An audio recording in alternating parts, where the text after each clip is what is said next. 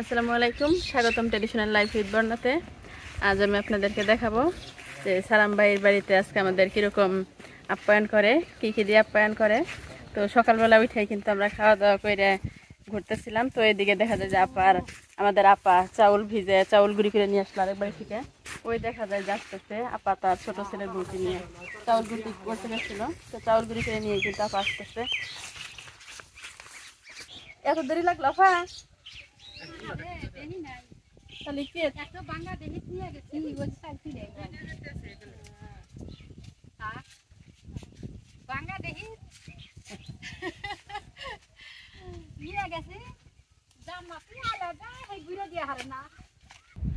গত ভিডিওতে কিন্তু সালামের বাড়িটা আপনাদেরকে ঘুরে দেখানো হয় নাই। তো আজকের এই ভিডিওতে আমরা বাড়ির আশেপাশে একটু ঘুরে দেখাবো।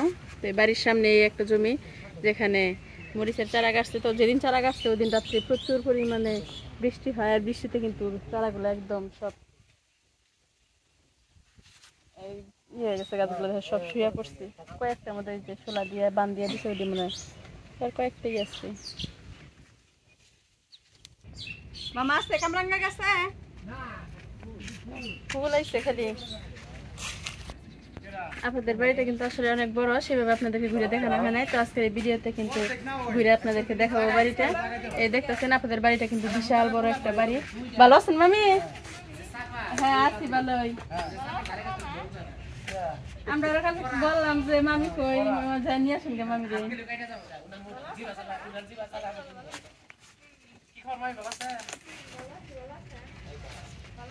তো বাড়িটা অনেক বড়, কিন্তু দেখা যায় যে সেরকম কেউ বাড়িতে থাকে না।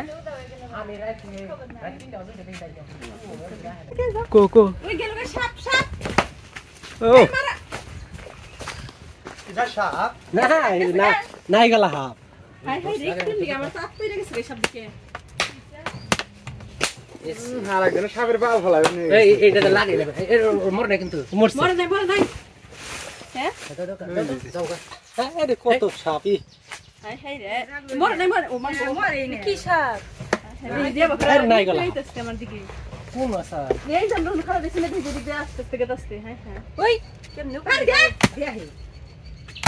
আমি এইদিকে আসছিলাম আবার কিছু সবজি গাছ দেখানোর জন্য। তো এদিকে কিছু বাঁশখড়ি রাখা আছে।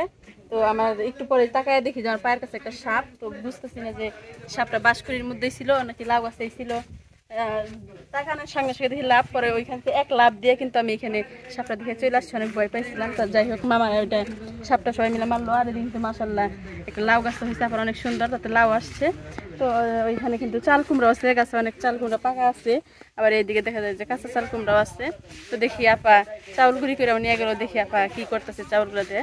তো চলুন একটু বাড়ির ভিতরে যাই দেখে আসি।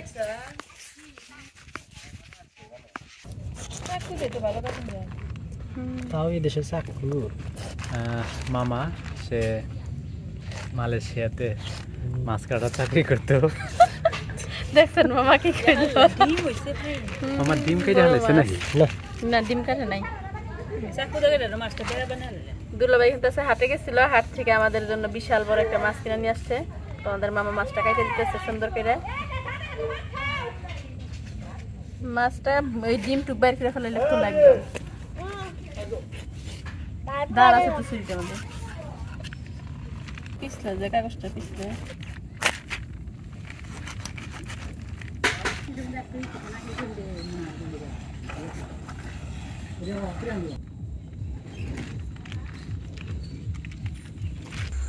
সবাই কিন্তু আমরা রাত্রে খাওয়ার জন্য সকল সদস্যই কিন্তু বসে নাই, শুধু কয়েকজন বসে, মহিলারা কিন্তু সব বাদ রয়েছে এখনো খাওয়া দাওয়ার জন্য।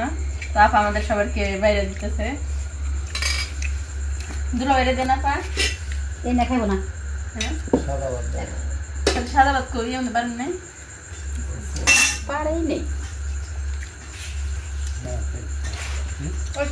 হ্যাঁ দেখলাম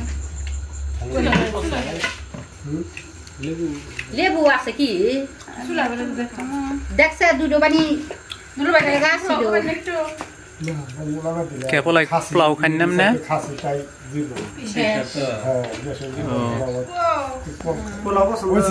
সবাই করে না ঠান্ডা একবার রুটি খেলে না পিঠা খেলে না মামারে তরকারি দেন কেন পিঠে দেহে আমার ওই খালা তরকারি খাই এখন দুলে বারে বাদ দেন আপা বাদ দেন দুলে বারে চিংড়ি মাছের তরকারি ওই যে রাস্তা খাবো তরকারি আমি তো বললাম খাই না ভালোই বাসনা নাই অতিরিক্ত বাসনা খাওয়া যায় বাসনা নাই এই বাসনা নাই না ওরকম না কতগুলো অতিরিক্ত বাসনা খানে কতগুলো তেল যেটা বেশি দেবে বেশি খাওয়া যাবে বা তেল ঠিক আছে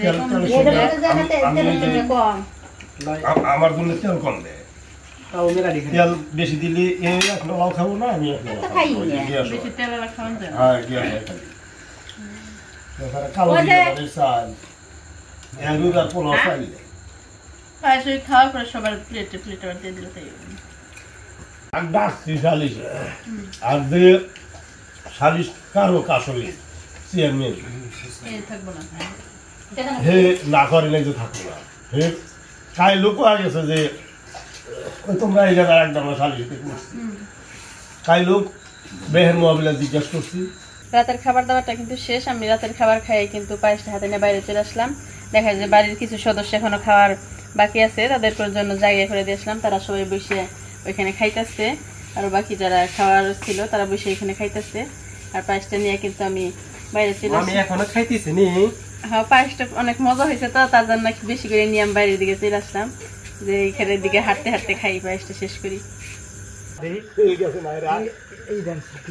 খেয়ে দেন আলহামদুলিল্লাহ এর তো খালি দুই বাড়ি দেশি তো এখন তোমরা যত আলিফ ঘুমাইছে আলিফ ঘুমাইছে ওই গরম পানি হইলে ওদের চাল দিয়ে যাই বুসির হাতে তো যায় একবার মিষ্টিও নিয়ে এখন গে ভয় পাইছে যে না আরিল বাছুর রইলো কি বাইরেছে কেরা ওই গরুগুলা কি হইতেছে বাছুর হ্যাঁ ভয় পেয়েছে সেই জন্যও ভয় আজকের ভিডিওটা সবার সাথে গল্প গুজব করতে করতে শেষ করতে চাইছিলাম তো এদিকে কিন্তু রাত্রি করে গোয়ালের ভিতরে গরুর বাচ্চা হয়েছে তো সবাই এখন ওইদিকে ব্যস্ত হয়ে পড়ছে যার কারণে আর সবার সঙ্গে বসে গল্প করা হলো না আর আজকের মতো ভিডিওটা এই পর্যন্তই পরবর্তী ভিডিওতে আবার দেখা হবে সে পর্যন্ত সবাই ভালো থাকুন সুস্থ থাকুন আল্লাহ হাফিজ